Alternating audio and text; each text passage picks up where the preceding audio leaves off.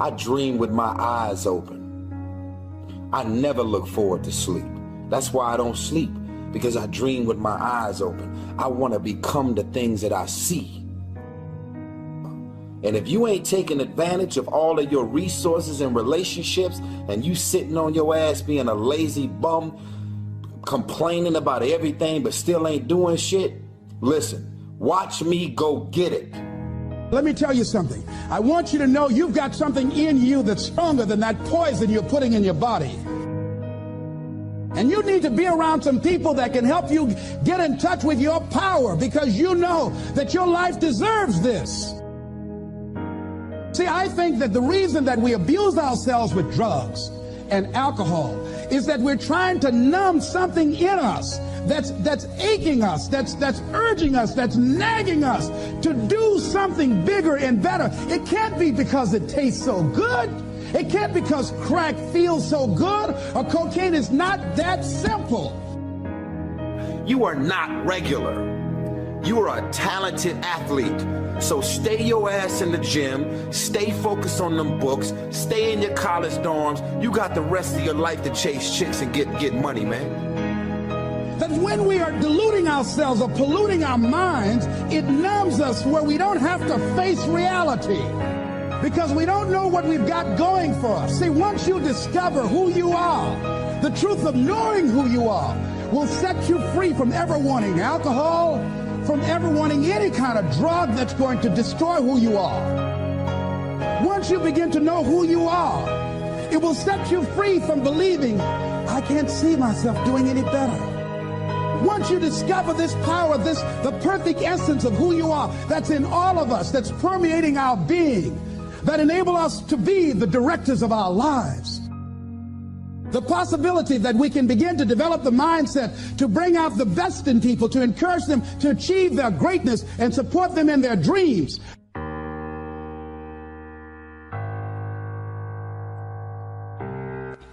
Why is that important?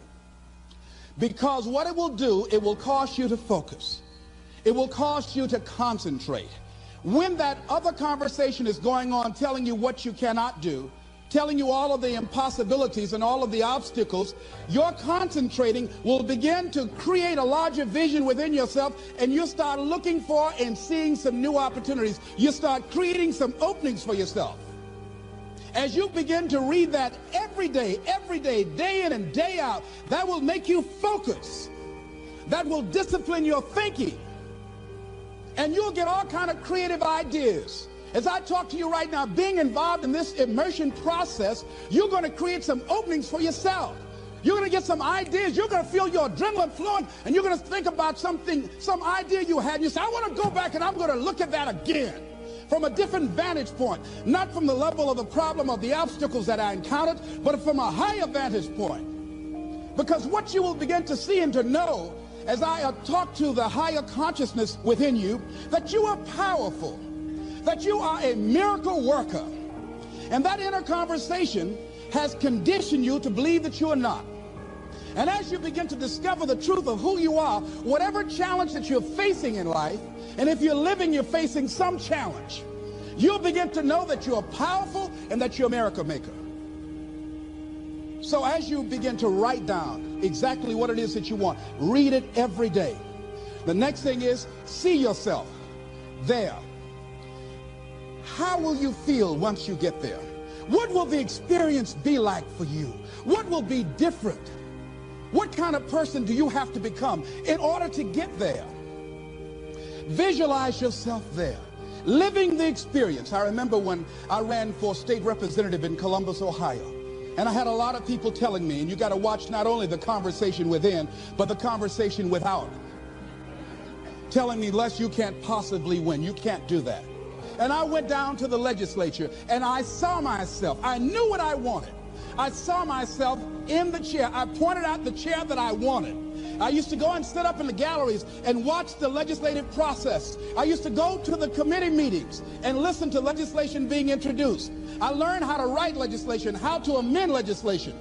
I started thinking like a legislator, got up every day dressing, thinking like that, selling myself on it, seeing myself in the legislature. Mr. Speaker, I'm the gentleman from the 29th House District. I'd like to introduce the bill. I went in the legislature, walked around. I had the experience of it. And when I ran and won against overwhelming odds, they were shocked. I won the election even before it was held because I was living it in my mind. You want to see yourself beyond your circumstances. You got a challenge, see yourself beyond your challenge. See yourself with the challenge already resolved. And knowing that all is well, seeing yourself in control and in charge of your destiny, being healthy and happy. The next thing is, it is important in the area of motivating yourself, it's important to know why you're doing it. Because that mind will say, why bother? Why go through all this? This is too hard. No, throw in the towel. It's not worth it. Has it ever said that to you before? Here's how you can handle that. Here's how you override that. Write down 5 reasons why you deserve it. Why do you deserve what you want? Why you? Why do you deserve it? What meaning and value will it bring to your life? What's so different about you that you deserve your goal or this goal? And when you write down those 5 reasons, when you have some down moments, and you're going to have them, when that conversation starts talking to you and it's going to talk to you, what you will do is you can pull that out and read it, and it will build you up. It will be your rod and your staff to comfort you through some challenging moments, because you're going to have some. Life will knock you between the eyes. It will catch you on the blind side, come out of nowhere, stuff you can't anticipate. That will knock the wind out of you. You want to give up. That's why it's important for you to work on yourself, listening to tapes, building yourself up, talking to yourself with power, feeling, and conviction, building yourself up day in and day out, because it's coming. I guarantee you. Life is just waiting. Oh, he's doing good now, huh? Very good. I remember I had an experience. I was pursuing my dream. And that's why you have to work on yourself. You don't know what's going to happen. And I was telling people, I had this big rally I had to do. It was 5,000 people there. And I said, you must work on yourself. If you want a larger vision, you've got to empower yourself continuously, because life will catch you on the blind side. And after I finished my speech, I got a rousing standing ovation. And I went and called the young lady that I was dating at the time. I said, hey, guess what? I said, they love me. I got a standing ovation. And they were chanting, we want the motivator. We want the motivator. I said, listen, we want the motivator. Do you hear? She said, yes. Les, I need to talk to you. I said, well, wait a minute. You're talking about tough. I was getting off, and I'll be home soon.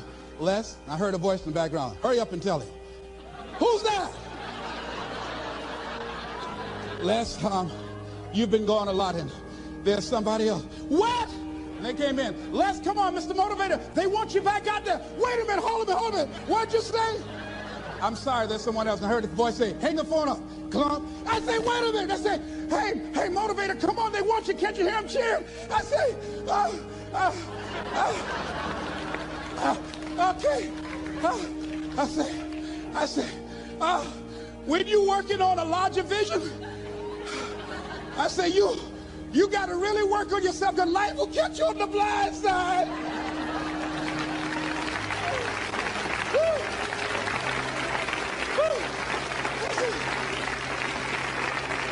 I say, you better be ready. And you better make sure you want it, because it'll make you cry. And somebody said, the Spirit is on him. Thank you, thank you, thank you, thank you. I was talking till they started blinking the lights.